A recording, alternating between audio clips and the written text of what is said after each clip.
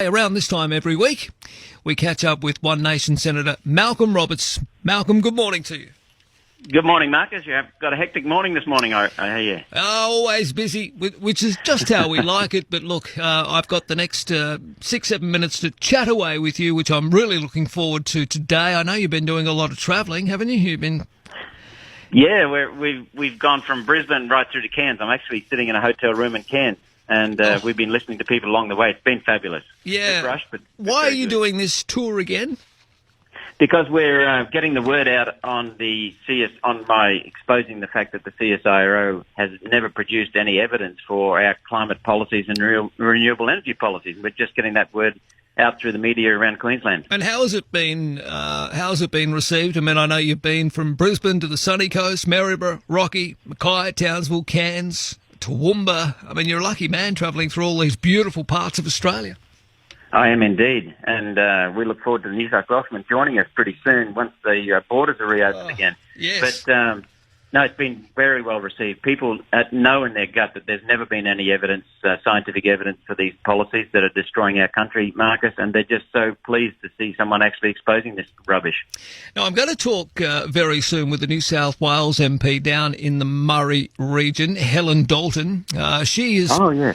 Helen is a regular on the program, much like yourself. She's been screaming, and really, unfortunately, not had a lot of attention paid to her. She's copped a lot from politicians. They've tried every trick in the political book to silence her. She wants a water register. In other words, she wants politicians and others like herself to have a register that's openly, publicly available, where people can say exactly how much water interests they have, and that should also include national companies, foreign multinationals, and everybody. She wants accountability on water.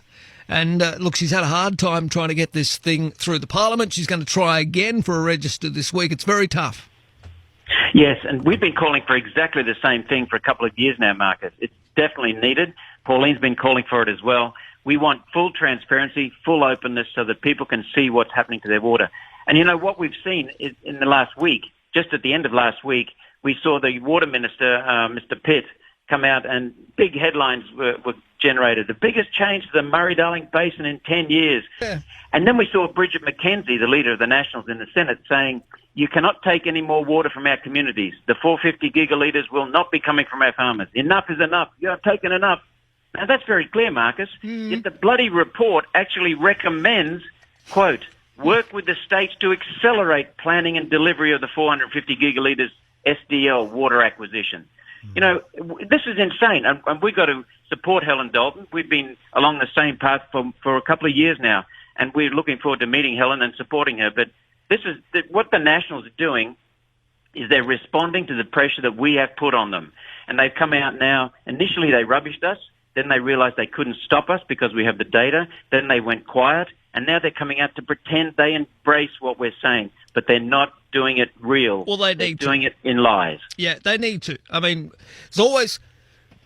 Excuse me, I'm very sorry. It's the first time I've sneezed for ages. Anyway, hay fever, time of the year. Look, at the end of the day, the problem's always been, as you would know very well, Malcolm, since water has become scarce, and we are a country where we do have droughts. There's a light bulb moment that's gone off somewhere, and they thought, oh, you know what, we can take advantage of this capitalism at its worst, and, you know, we'll commodify water. Well, ever since water became a commodity, something to be bought, sold and traded, that's when the rot set in. And you're right, particularly for the Murray-Darling Basin, in particular for my New South Wales listeners, we know it's our country's food bowl, and the people of Australia deserve damn well better.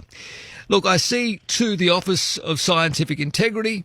You've spoken to Dr. Peter Ridd from James Cook University in Townsville about this issue, is that right? Yes, we have, and Dr. Ridd has accompanied us on our travels from Brisbane right through to Cairns now. He's going to join us again this morning. Every one of the media conferences we've done with him. What he has been promoting for a while now is that we need a quality assurance system for the science. That would then complete the scientific process. We've been arguing for an Office of Scientific Integrity. There is so much dodgy science, it's not science, that's killing agriculture in New South Wales and Queensland.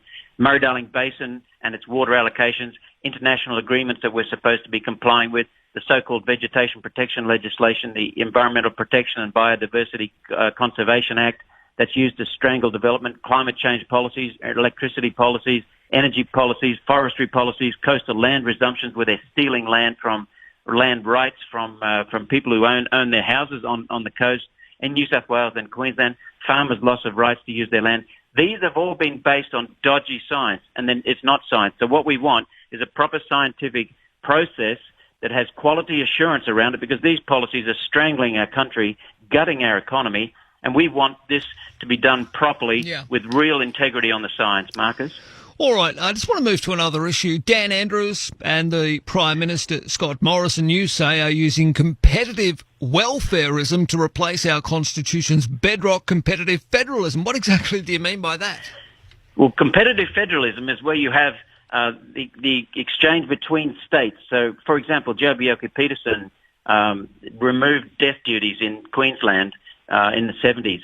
And what happened then was people then moved to the Queensland Gold Coast in order to have their final years there, and eventually died there because they would leave more money to their descendants, their kids. And so what happened then was the other states were losing their businesses, losing their wealthy, losing their retirees, and so they enacted policies as well to remove death duty. So we had a better and more competitive taxation system because of competitive federalism, competing between the states. It's not ruthless, cutthroat competition. It's finding out the best ways of running the state, and that was designed by our forefathers, the founders of our Constitution. What we have now is sloppiness, and there are several examples of this, but you've picked on one right now with Dan Andrews. He made a mess of his state. He fell over in doing his job. He didn't do his job, and as a result of that incompetence, Victoria's in a real mess. So what happens? The Prime Minister bails him out.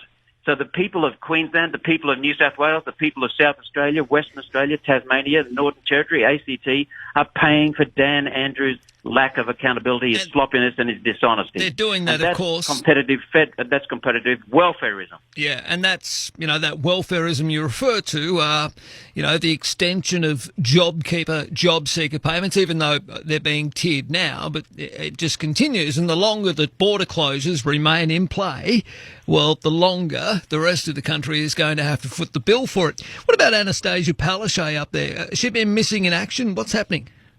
Yes, she has been missing in action. What people need to understand about Queensland, the Labor machine runs the state. It's ruthless, and it's not democratic government, nor is it caring and accountable. And the corruption is flourishing across our state and local government markets, and we'll be having much more to say about that in coming weeks. Yeah. But it's not Anastasia Palaszczuk who runs this state. It is the Labor machine. Now, what they've done is they're missing in action to some extent because they've handed over to the Chief Health Officer, who has one priority: people's physical health. Well, Marcus, what about mental health? What about economic health? True. Because as they're destroying our economy up here, this Queensland Labor machine that is appealing to the media and trying to play to people's emotions and heartstrings, they're actually destroying our state. And they're not doing this in a humane way. We have so many examples now. Your program has led the way in exposing these things. We've got so many issues that are treating people inhumanely. We've got kids with broken legs in hospitals. Their parents from New South Wales can't even visit them in Queensland. We've got cancer patients. We've got young babies in wombs dying, etc., and cancer patients not being treated, all because the machine wants to be seen to be protecting Queenslanders when the machine is destroying Queenslanders. If they really cared about people, they would identify the hotspots and ban people from there. I mean, look, the other issue, of course, is you've got a lot of hypocrisy going on. We helped a gentleman yesterday who'd been stuck on the Tweed Coast. His father is in Royal Brisbane Hospital. He's had a massive head trauma. He's on life support. They are about to turn it off. He desperately needed to get to see his father in his dying days, or along with his sister.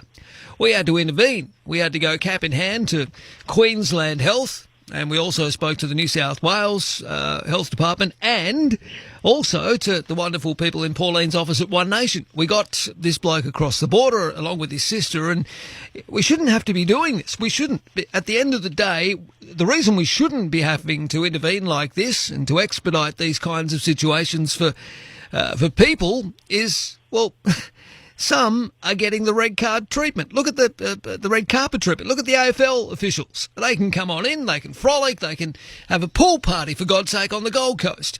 Tom Hanks can just rock up whenever he likes, it appears, without having to go into quarantine. There'll be 30,000 people gathering for the AFL Grand Final, yet everyday Queenslanders cannot gather in groups of more than 10. I mean, for goodness sake. Yeah, you've hit the nail on the head, and that's what I'm talking about. It's a ruthless Labor Party machine up here that does not care about people. Anastasia Palaszczuk, one of her predecessors was Anna Bligh. 2 weeks before a state election, the machine promised that they would not sell assets. Within weeks of the election, just 6 weeks after the promise, they flogged off billions of dollars worth of core assets in this state. Yeah. It is a Labor Party machine. It's not Queenslanders. It's a Labor Party machine that is uncaring and inhuman. Well, and problem I agree exactly with the AFL Grand Final. It should be up here, but we need to treat Queenslanders with respect. All right. Well, a problem is, and we've got to call into Deb Frecklington's office. I mean, she's almost, she's back down really now because of populism. I guess she's supporting Anastasia Palaszczuk. I've run out of time, Malcolm.